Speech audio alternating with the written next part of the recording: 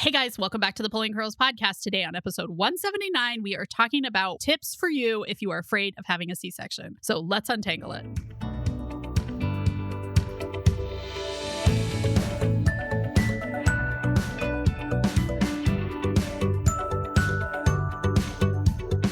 Hi, I'm Hillary Erickson, the curly head behind the Pulling Curls podcast, Pregnancy and Parenting Untangled. There's no right answer for every family, but on this show, we hope to give you some ideas to make life simpler at your house. Life's tangled, just like my hair.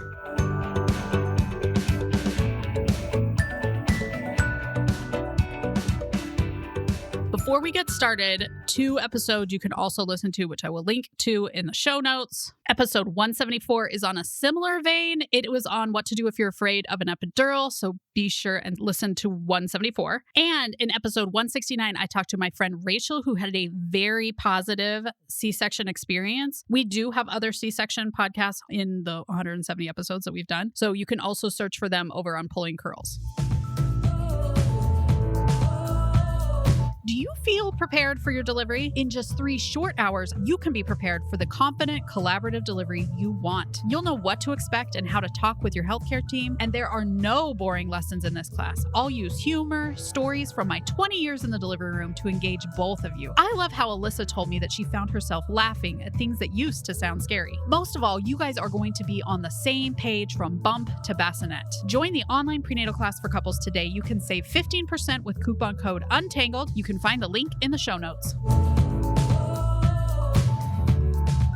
Okay, tip number 1 is that it is so normal. I have so many patients apologize to me once we get back to the OR, or even in, the waiting room, the waiting area where we're getting ready for the surgery. They're shaking, their hands are clammy, they just feel so nervous. And that is so normal. Don't apologize for that. It's just really normal. The reality is that most people who are coming in to have a baby have not had any real medical procedures prior to having a baby. And if you're having a C-section, you most likely have not had major surgery. And so there's so much more to expect. Plus, in one of the episodes, I said it's like a wedding and major surgery at the same time, because you also have that giant step of becoming a mom. So there's just like so much on your plate, so totally normal to be nervous.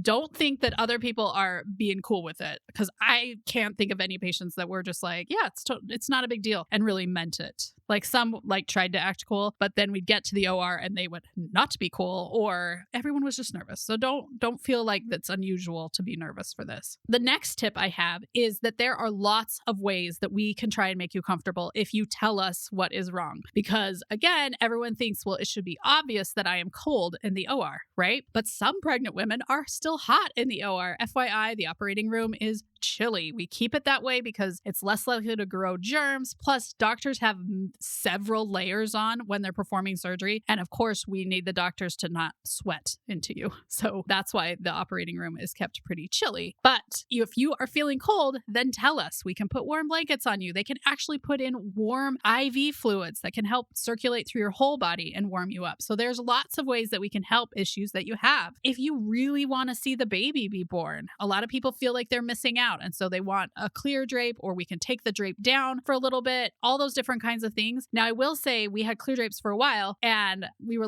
starting them. And so I would ask a patient, would you be interested in a clear drape so you can see the baby come out? And they'd be like, yes, 100%. The beauty of these is that, while they're starting, the drape is up. Once we're close to baby coming down, we can take the drape down. It's just got a clear layer. So obviously germs aren't passing to your insides. But I had so many patients that we would get close to the baby coming out and they're like, no, don't take it down. I don't want to take it down, which again is totally fine. If you think you want XYZ for your labor and then you get to it and you do not want that at all, tell us. We definitely don't want to take the drape down and you get super sick. We do not want that. So tell us exactly what you would want. Tell us what you're feeling. So important. The next one is holding your baby in the operating room this is just part of it. A lot of times people are like, I want to do skin. I want to breastfeed while I'm in the operating room. But the reality is you may not have breastfed before. So there's some issues with how am I going to breastfeed? How is all of this going to work out? Plus you are having major abdominal surgery and there is literally no other surgery that we would be like, why don't you try and breastfeed during that? Oh, you're getting your appendix removed? Why don't we just try and breastfeed during that?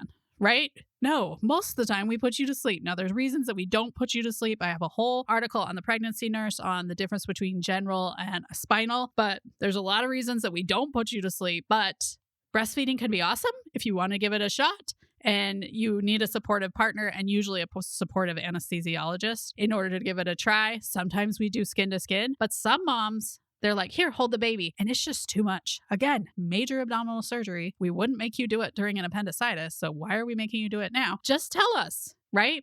Because everybody is different. So the only way we know how you're feeling is if you tell us. And you don't have to be like, I don't want to hold my baby. Just be like, hey, can dad hold the baby for a little bit? Or even if dad's overwhelmed, because that is okay too, baby can go to the warmer. We have a nurse who's responsible for that baby. It's not like you're on your own. So you just have to, tell us what you want. I would like to see my baby after birth, and then tell us what you want when you're overwhelmed by the baby, trying skin to skin or whatever we're trying to do. So there's lots of ways that we can make you comfortable, but only if you tell us. That's what all that roundabout tip was. Tip number 3 is that anesthesia is totally your buddy during a surgery. So as your labor nurse, I then become the circulator in the OR. So I'm no longer really your buddy. I'll come peek at you. I'll come tell you how cute your baby is. I'll come tell you we're almost done. I'll come chitty chat with you, but I'm not really your buddy anymore because officially I am the surgeon's buddy, because if he needs anything, it's my job to get it. Also my job to count all the different things. So I'm just kind of like facilitating the whole surgery. That's the circulator's job. So anesthesia is going to be up there at the head of your bed.